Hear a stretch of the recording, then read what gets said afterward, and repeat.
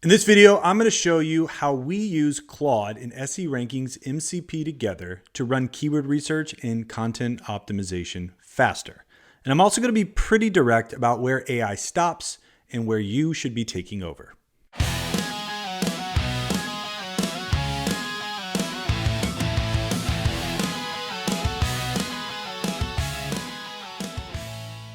So in this setup, we're going to be looking at Claude and connecting it directly to SE Ranking through an MCP server.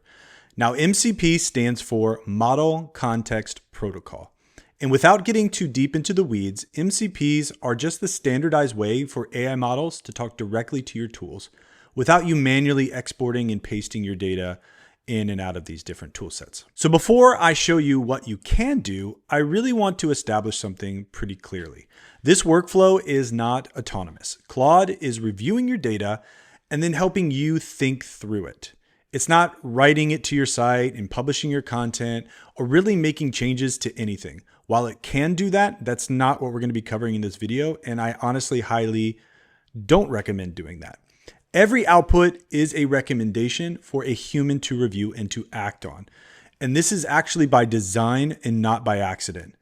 There is a version of AI marketing tools and AI marketing processes that is being sold right now as fully automated. You set it up, you walk away, and you let it run. Now, we don't build workflows that way, and I'd honestly encourage you to be skeptical of anybody who does. So here's why I think that. Search is consequential. A keyword prioritization decision affects where you budget your time and your resources for often quarters or maybe even longer. A content gap analysis shapes what your team writes next.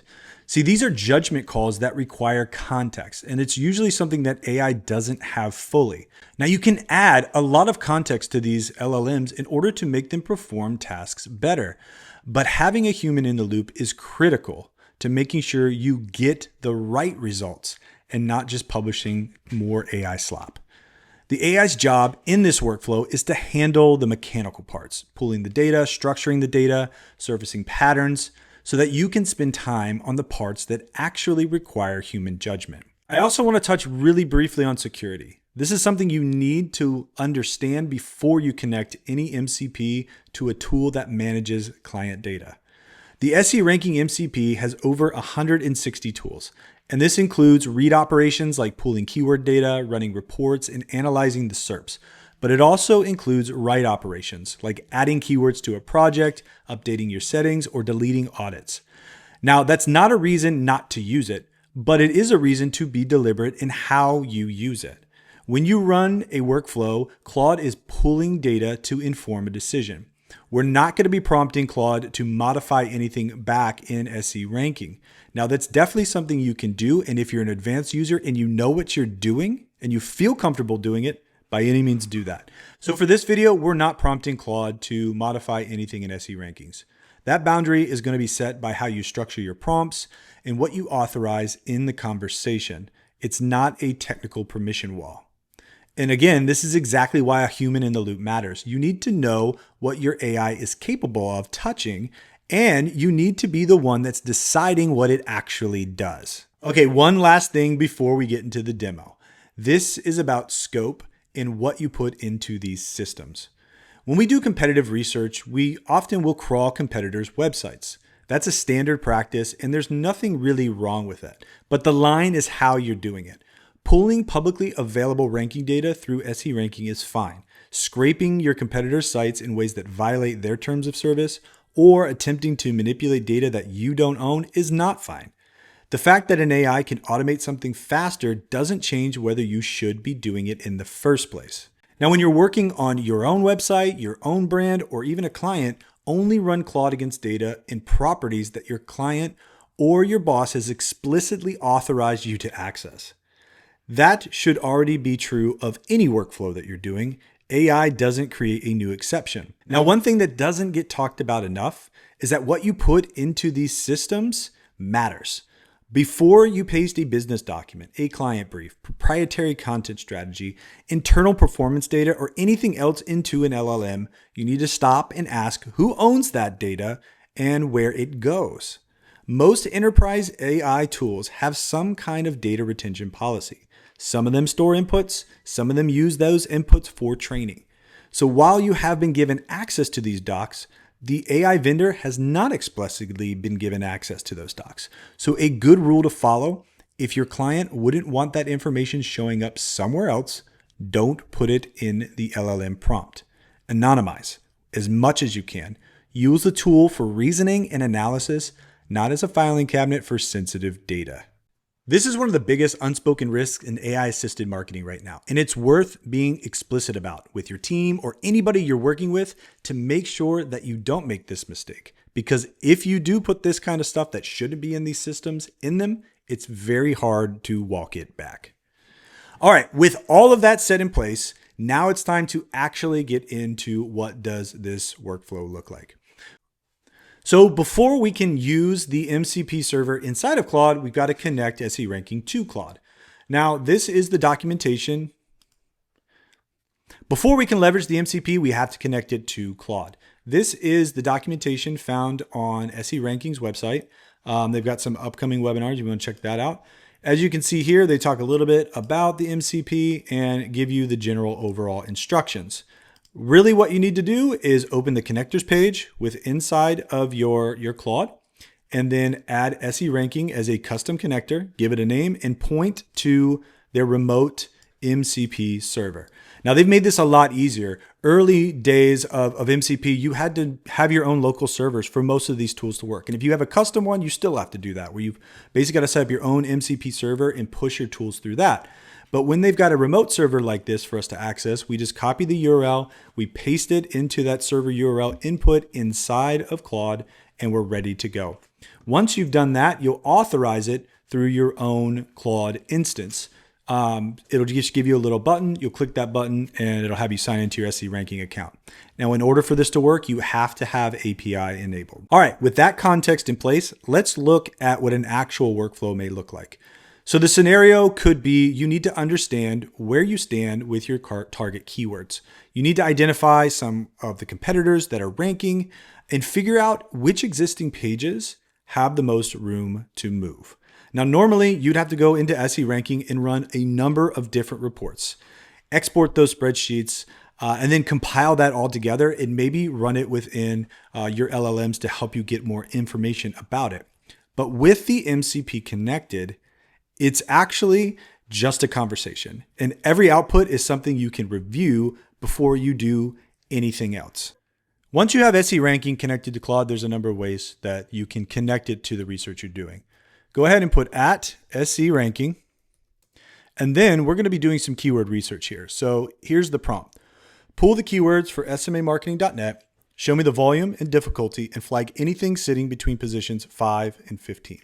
From here, Claude hits SE Ranking through the MCP, and it's going to return structured data into my chat. You can see it loading the tools, pulling up the results. It wants to use this tool from within SE Ranking. I'm going to allow it.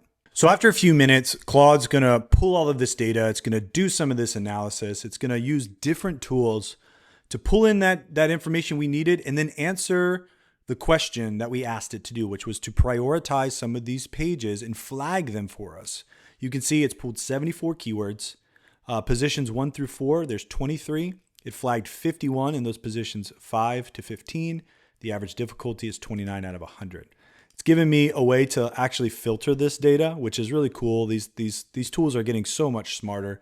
So I can actually go ahead and just look at like positions 5 through 15 that I asked it to flag. It can give me the trend with this keyword. Where is it moving? Gives me the volume and difficulty, as well as some of the new terms that we're earning as well. So these are all the different pages that it's flagged. And it's already started to make some suggestions. So I've got some quick wins that I'm looking at here, different terms I could look at, both in position 5 with decent volume. It's also given me some that may be tougher to move, but I should still be looking into. So I can filter it down further, or I could even ask it some follow-up questions based on the data it pulled. So which of these have the highest traffic potential compared to difficulty? It gave me a little bit of that in its own analysis, but it's going to give me even more context now that I'm asking it different questions. All right, so again, after it ran a quick analysis, it's given me the top opportunity, the best volume and low difficulty, and the quickest to move based on a number of metrics: volume, difficulty, and current position. It's ranked those here. It's given me an opportunity scatter chart. And these are just some amazing things that Claude's doing with the data in order to make it more visual and sometimes point out things for us that we can see and act on more quickly. So here we go. This is the tier 1, act now. Advantage of SEM. It stands out. It's an outlier, 260 monthly searches, only a 6 difficulty, and I'm already sitting in position 6. So there's not a lot of competition. It's probably a term that I can win on. These are some other ones that I need to work on. And then this one with my glossary page, it's a sleeper. It's what it's saying, right? I could actually get some traffic for here. Tier 2, good ROI, but it's going to take more benefit. Tier 3, we should watch them, but maybe not prioritize. I think this is some really good advice that now I can use to help me and my team invest our times in areas that we're going to win in. Now, I could have gotten to this by just running a bunch of different reports and analyzing it myself in spreadsheets like we used to, but that would have taken hours. I've done all of this in less than 10 minutes, which is pretty awesome usage of my time. Now, another thing that we can use this for, again, there's 160 different tools, and I'm not going to be able to cover all of those in one video, is content gap analysis. I can ask Claude to pull the SERP data for a target keyword and then compare it against my page competitors. So let's say we want to build on this. Let's say I want to go on Florida SEO, right? And I can ask Claude to pull the SERP data for and compare it against what my page covers.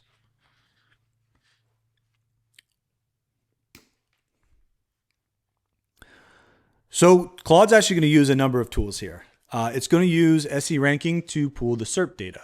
But what it's also going to use is a web MCP to go to my website and see what my content is saying and how is my website structured. Am I even focused around this term Florida SEO? I've got a number of different location pages within the state of Florida, so it may look for those as well. But I'm going to let this run for just a little bit, and then we'll look at the results together. Okay, again, that took Claude maybe about 5 to 10 minutes to run all of this research for me. What's cool about the research part of this, even when it comes to competitive research or content research, you can set it up and then go back to working on another task, check in on the data, and then do some of your analysis and make your decisions. All right, so again, we were checking it against Florida SEO, and we wanted to check on my site to see, is our page structured properly, or what could we do to improve it? Pulled my position, the same types of pages that are ranking above me, the content gaps, the quick wins. So these are the 10 results from the SERP pool.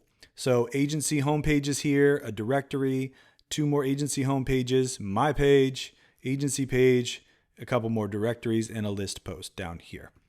Now it's pulling out the intent. There is either commercial intent or informational intent, as well as local intent within these search results. So it's letting me know that the dominant intent is going to be commercial, but searchers are not just looking for an agency. They want to see ones that may be closer to them, ones that actually know what they're talking about within their location. There's also some people also asked involved. None of these answers are being addressed on my page, so that's something to look at.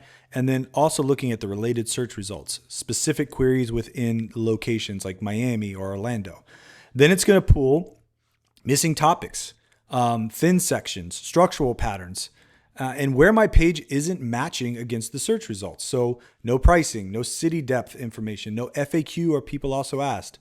Some of the competing lists here, only 7 agencies versus 15 to 87 in the other posts. Freshness lag, like we updated this in 2025 in December. We probably need to move it to 2026. That's also an issue with the meta tag, right?